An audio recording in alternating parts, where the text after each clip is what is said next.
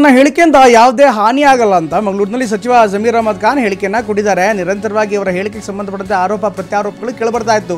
ಹೀಗಾಗಿ ಮಂಗಳೂರಿನಲ್ಲಿ ಮಾತನಾಡಿರುವಂಥ ಸಚಿವ ಜಮೀರ್ ಅಹಮದ್ ಖಾನ್ ಈಗ ನನ್ನ ಹೇಳಿಕೆಯಿಂದ ಯಾವುದೇ ರೀತಿಯಂಥ ಸಮಸ್ಯೆ ಆಗಲ್ಲ, ನಾನು ಬಂದಿದ್ದು ಒಳ್ಳೆಯದಾಗಿದೆ ಅಂತ ಹೇಳಿದ್ದಾರೆ ಅನ್ನುವಂಥ ಮಾತನ್ನು ಹೇಳಿದ್ದಾರೆ. ಆ ಹೇಳಿಕೆಯಿಂದ ಸ್ವಲ್ಪ ಸಮಸ್ಯೆ ಅಂದರು, ಆದರೆ ನಾನು ಹೇಳ್ತೀನಿ ಬರೆದಿಟ್ಕೊಳ್ಳಿ, 20,000 ಮತಗಳಿಂದ ಗೆಲ್ತಾರೆ ಯೋಗೀಶ್ವರ್ ಅನ್ನುವಂಥ ಮಾತನ್ನು ಈಗ ಜಮೀರ್ ಅಹಮದ್ ಖಾನ್ ಹೇಳ್ತಿದ್ದಾರೆ. ನಾನು ಬಂದಿರೋದ್ರಿಂದ ಒಳ್ಳೆಯದಾಗಿದೆ ಅನ್ನುವಂಥ ಮಾತನ್ನು ಕೂಡ ನೇರವಾಗಿ ಹೇಳಿದ್ದಾರೆ. ಹೀಗಾಗಿ ನನ್ನ ವಿಚಾರವಾಗಿ ಅವರು ಮಾತನಾಡಿಲ್ಲ.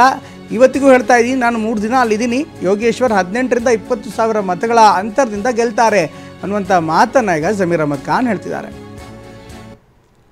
ಯೋಗೇಶ್ವರ್ ಅವರು ಹೇಳಿದ್ದು ಮಾಧ್ಯಮದಲ್ಲಿ ಏನಂತ ಹೇಳಿದ್ರು, ಯೋಗೇಶ್ ಅವರು ಜಮೀರ್ ಅವ್ರು ಬಂದಿದ್ದು ಅನುಕೂಲ ಆಯಿತು, ಹೇಳಿಕೆಯಿಂದ ಎಲ್ಲೋ ನಷ್ಟನೂ ಆಗಿರ್ಬೋದು ಅಂತ ಹೇಳಿದ್ದಾರೆ.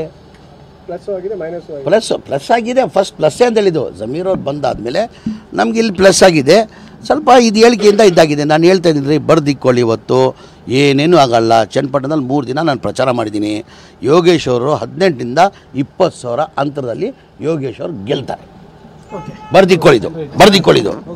ಯೋಗೇಶ್ ಅವರು ಹೇಳಿದ್ದು ಮಾಧ್ಯಮದಲ್ಲಿ ಏನಂತ ಹೇಳಿದ್ರು, ಯೋಗೇಶ್ ಅವರು ಜಮೀರ್ ಅವ್ರು ಬಂದಿದ್ದು ಅನುಕೂಲ ಆಯಿತು, ಹೇಳಿಕೆಯಿಂದ ಎಲ್ಲೋ ನಷ್ಟನೂ ಆಗಿರ್ಬೋದು ಅಂತ ಹೇಳಿದ್ದಾರೆ.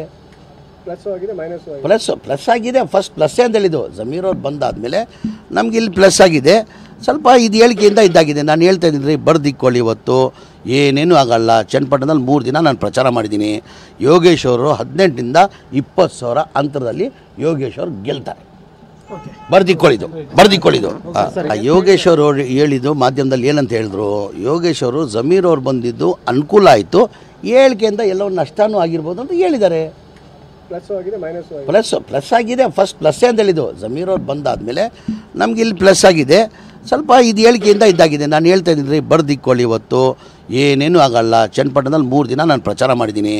ಯೋಗೇಶ್ ಅವರು 18ರಿಂದ 20,000 ಅಂತರದಲ್ಲಿ ಯೋಗೇಶ್ ಅವರು ಗೆಲ್ತಾರೆ.